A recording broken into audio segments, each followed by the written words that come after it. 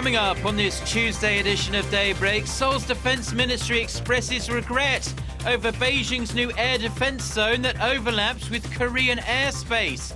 Seoul says China's announcement will not affect Korea's jurisdiction over the waters surrounding Ieodo, a submerged rock between Korea and China. Hot on the heels of the international agreement on Iran's nuclear program, France says EU sanctions against Tehran could be lifted as early as next month. Plus, the leaders of Korea's rival parties meet one-on-one to break the political impasse, but still cannot see eye to eye. Separate from the political standstill, the National Assembly is said to begin reviewing next year's budget later this week. Daybreak begins now.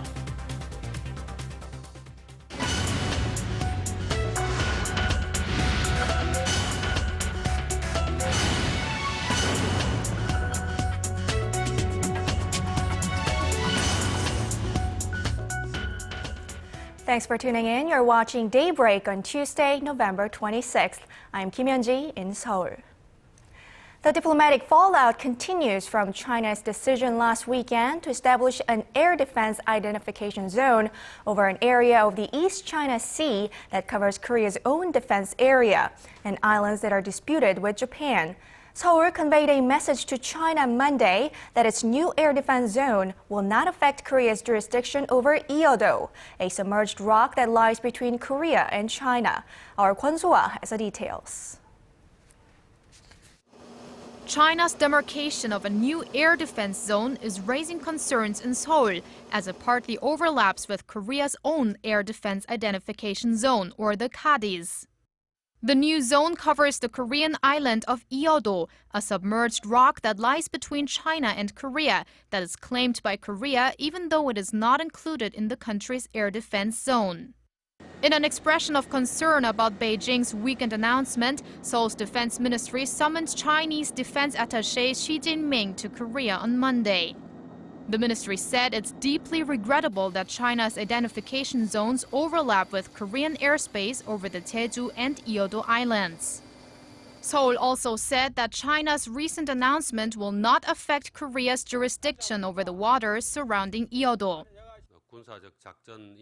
It's our military jurisdiction, our military action permission zone, and since the area stretches out to Korea's jurisdiction over Ieodo, our government won't give notice when flying our aircrafts in the area. Beijing's declaration is yet another step to assert tighter Chinese control over the disputed island known as Diaoyu in China and Senkaku in Japan. China's government says it will take defensive emergency measures against any aircraft that does not identify itself properly in that area. This means aircraft flying in the zone without authorization could be intercepted by fighter jets. The U.S. says China's action is an attempt to change the status quo in the Pacific, while Japan called the move unacceptable and said it raises the potential for unfortunate incidents. Meanwhile, Korea and China plan to take up the issue during a bilateral vice-ministerial level defense strategy meeting set for Thursday in Seoul. Kwon So-ah, Arirang News. France says some EU sanctions on Iran could be lifted next month as part of Tehran's recently inked nuclear deal with world powers. French Foreign Minister Laurent Fabius made the remarks Monday, a day after the landmark deal was agreed in Geneva. Speaking to French radio, Fabius said it was perfectly clear Iran was committed to giving up the prospect of nuclear weapons. The agreement curbs Iran's nuclear program over the next 6 months in return for sanctions relief. Easing European restrictions would have an impact on a number of areas, including trade in petrochemicals, gold, and financial transfers to purchase food and medicine. The landmark nuclear deal struck between Iran and 6 world powers on Tehran's nuclear program has raised hopes in certain circles of a similar deal involving North Korea. However, experts in South Korea say it's best not to have high hopes that Pyongyang can be next. Our Kim Ji-yeon explains why. The landmark nuclear deal with Iran on Sunday raised hopes for a nuclear agreement with North Korea, Although some think the deal could set a precedent for a deal with the North, local experts here in South Korea are skeptical. They say that Iran and North Korea are fundamentally different, which affects the amount and degree of control the international community has in each case. North Korea sees its nuclear program as a deterrent against external threats, and so most experts think it is very unlikely that Pyongyang will relinquish its nuclear program. It claims to be a nuclear state, and so there's very little room for the kind of exchange that could lead to a deal. Pyongyang dropped out of the Nuclear Non-Proliferation Treaty in 1993, and then the country went ahead with 3 nuclear weapons tests. Iran, on the other hand, is party to the NPT and claims its nuclear program is for peaceful purposes. In addition, the international community does have something valuable to offer Iran in exchange for Iran's suspension of some of its nuclear activities, the lifting of certain economic sanctions. Iranian President Hassan Rouhani's focus on the country's economic development also played an important role in Sunday's nuclear agreement. Experts also say Germany's role as mediator was an important factor in the nuclear deal. China has served as a mediator in the case of North Korea, but it is unlikely that China will be able to do for the North what Germany did for Iran. China's priority is the peace and stability of the Korean peninsula, rather than the denuclearization of North Korea. So China's role as a mediator on the issue could be limited. China and the U.S. and its allies agree that six-nation talks on the denuclearization of North Korea should resume. But the U.S. and its allies, including South Korea and Japan, want North Korea to take concrete steps toward denuclearization before the talks resume, while China believes the talks can happen in tandem with denuclearization. Kim Ji-yeon, Arirang News. The head of U.S. Forces Korea has outlined Seoul and Washington's new strategy for countering the North Korean missile threat. Giving his first press conference since taking office last month, General Curtis Scapardi said Monday that the strategy will be based on 4 Ds: defense, detect, destruct, and destroy. The strategy will be overseen by a counter-missile defense committee.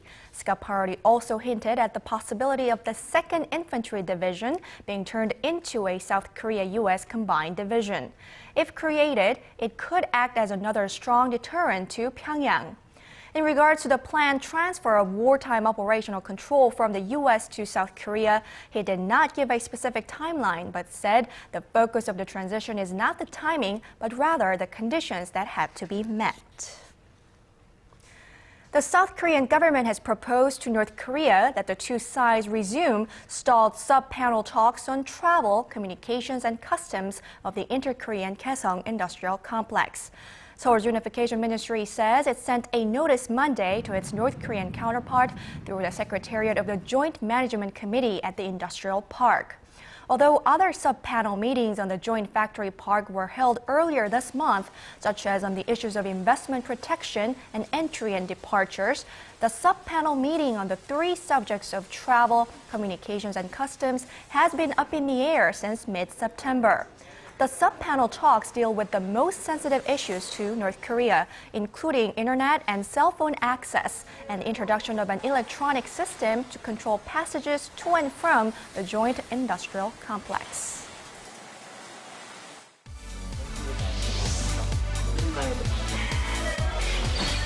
If you want the latest news from Korea and around the world, return to the negotiations. President Park Geun-hye, given the current circumstances, on your way to work or at home, Defense Ministry, the legislature will convene a tune into Daybreak on Arirang TV. Prime Minister Shinzo Abe said Tuesday that While the National Assembly is set to begin reviewing next year's budget later this week, the rival parties remain deadlocked over the alleged government interference in last year's presidential election.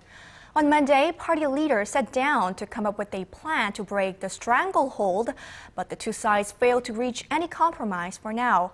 Our Park Ji-won has more on the holdup that's prevented parliamentary business for weeks. The one-on-one meeting between ruling Saenuri Party leader Hwang Woo-yeol and Democratic Party leader Kim Han-gil ended without a concrete agreement in place. During the 15-minute meeting, DP leader Kim proposed creating a 4-person group to resolve the political impasse that has kept the parliament at a standstill for weeks.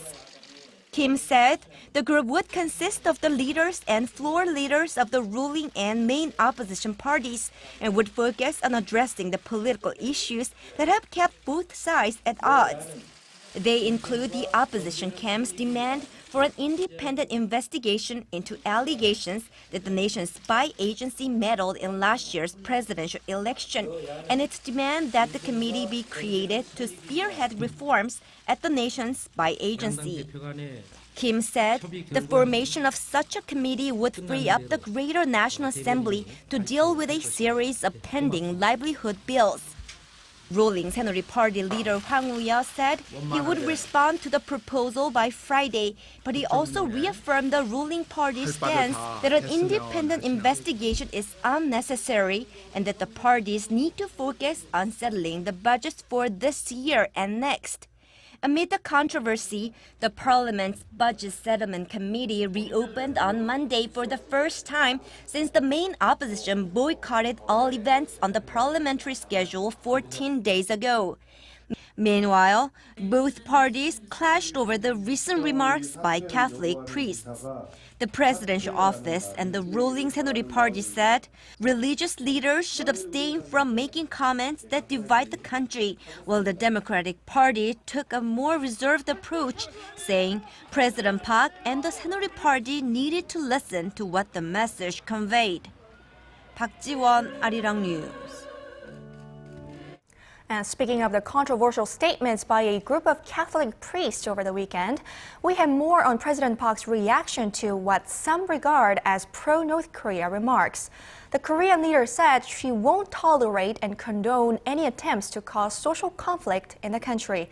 Our presidential office correspondent Oh Jin-ju reports.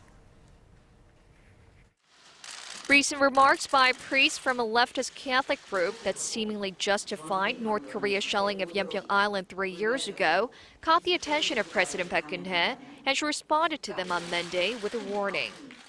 죽음으로 나라를 지킨 장병들의 사기를 꺾고 그 희생을 헛되게 하는 일들이 많이 일어나고 있습니다. 그것은 장병들과 묵묵히 살아가는 국민들에게 큰 아픔이 될 것입니다.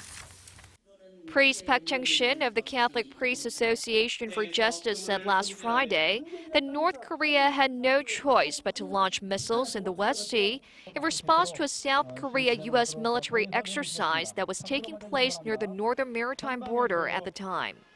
During a meeting with her senior aides Monday, President Park made it clear that her administration would not overlook any behavior that could cause chaos or conflict in the country. She also emphasized that her administration would immediately retaliate against any North Korean provocation so that Pyongyang will never think of carrying out such an act again. Prime Minister Chung Ho-won went one step further. He slammed Priest Park's comments, saying they represent, quote, an act that seeks to destroy South Korea and align with an enemy. Analysts say through such strong words, the nation's top leaders aim to demonstrate their commitment to protecting South Korea's territory and the people's lives, especially with last Saturday marking the 3rd anniversary of the Yeonpyeong Island shelling, which killed 2 civilians and 2 Marines.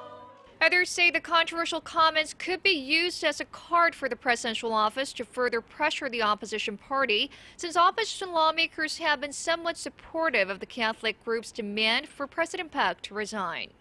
Oh Jin-ju, Arirang News. Thailand's prime minister invoked a special security law on Monday after anti-government protesters broke into 2 key ministries. Ingleck Shinawat said the Internal Security Act would cover all of Bangkok and large parts of its surrounding areas. The law, which was already in effect in some sensitive districts, allows officials to block off roads, take action against security threats, and limit the use of electronic devices in certain areas. Earlier Monday, protesters stormed into the government ministries in an escalating campaign to oust the prime minister. The protesters accuse her government of being controlled by her exiled brother and former Prime Minister Thaksin Shinawat.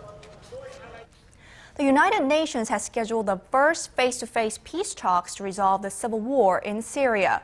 Leaders of the Syrian government and opposition will meet on January 22nd in Geneva with the objective of establishing a transitional governing body with full executive powers, including over the military. World powers in 2012 adopted a plan for Syria's political transition, but it lacked agreement on implementation, while a meeting between the two opposing sides didn't materialize because of conflicts over who would attend. Syria's nearly 3-year civil war has left over 100,000 people dead and nearly 9 million displaced. Well, Korea and Slovakia are celebrating 20 years of diplomatic ties this year. And to mark the occasion, the Slovak Deputy Prime Minister is in Seoul this week, and our foreign affairs correspondent Hwang Seong-hee had a chance to sit down with him for a chat.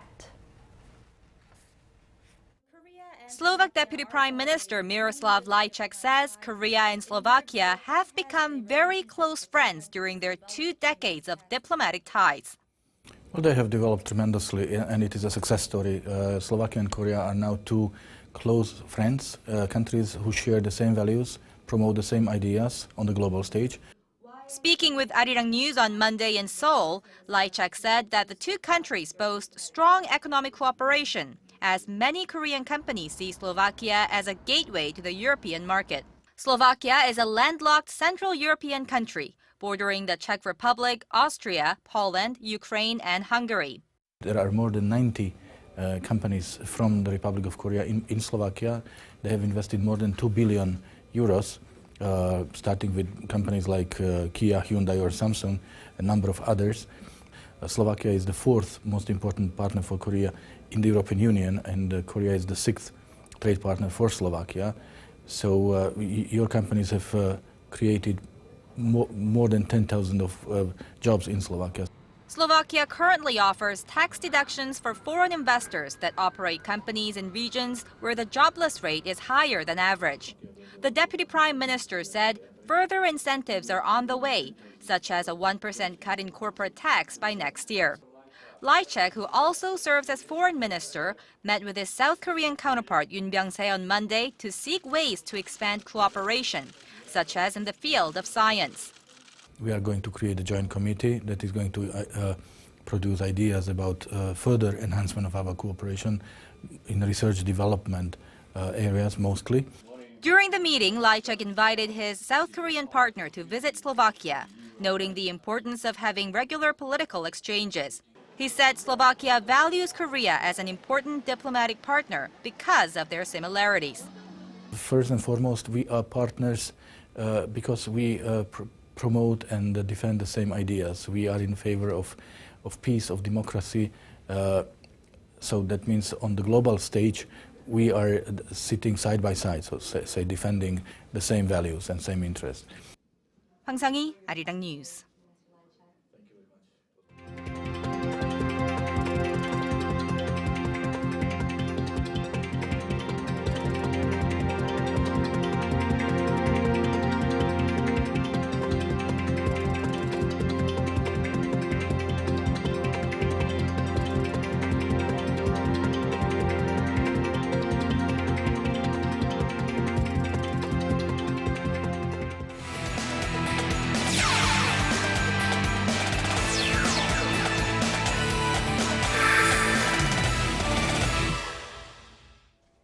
And a good Tuesday morning to you all, and a great Tuesday morning if you're a fan of the Seongnam football team in the K-League Classic.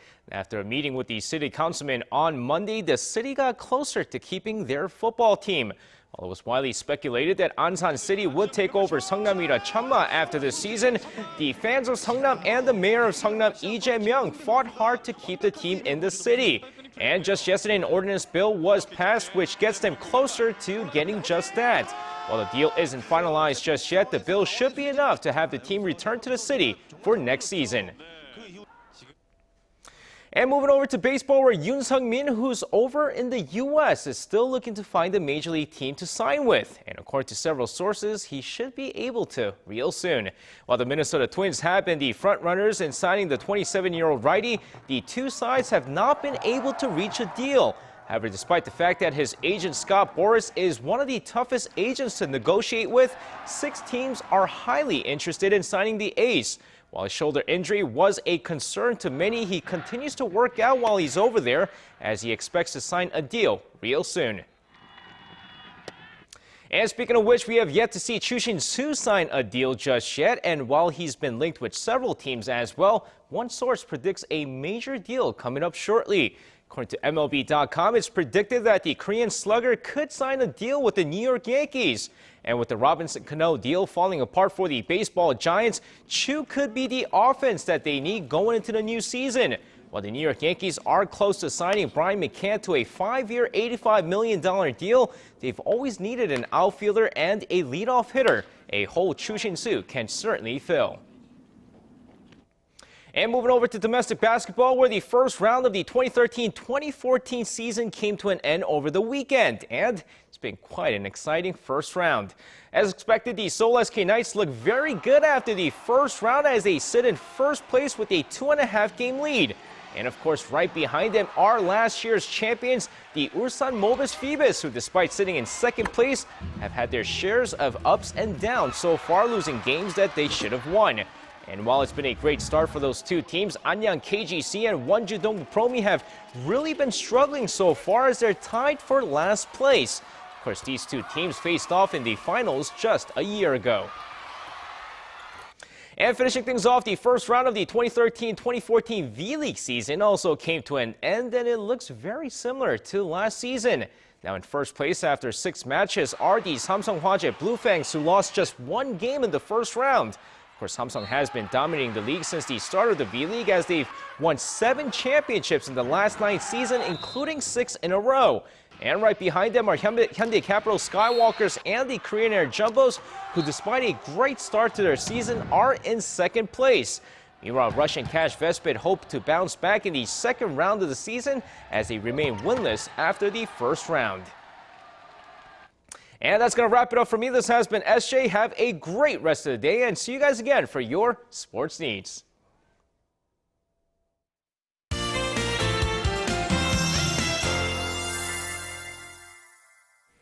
Good Tuesday morning to you. I'm Lee Ji-hyun with your latest weather forecast. While temperatures plunge overnight and morning lows drop to sub-zero temperatures once again in Seoul and surrounding areas, so get ready for the cold morning commute today. And it looks like mercury level won't climb too much even if we go through the day, as the afternoon highs will be only soaring to single digits in the most parts of the country.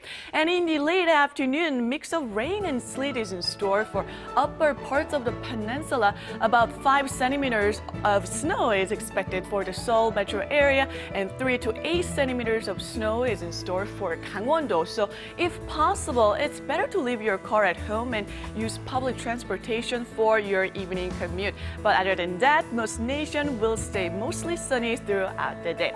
Well, the weather outlook for the rest of the week is looking cold. Morning lows will drop each day from now on, and on Friday, Seoul will wake up to -5, so get ready for a cold snap throughout the week.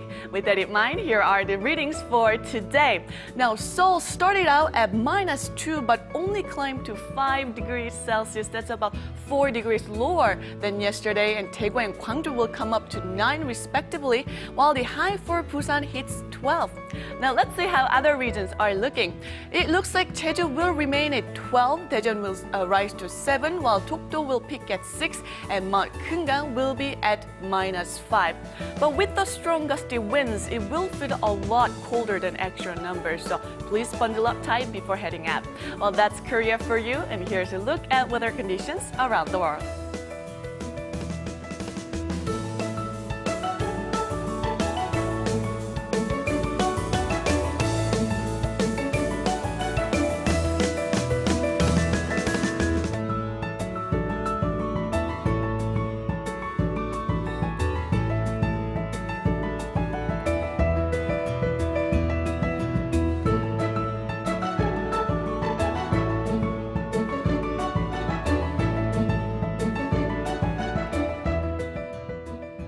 That's all for me at this hour. Enjoy your morning commute and hope you have a wonderful day.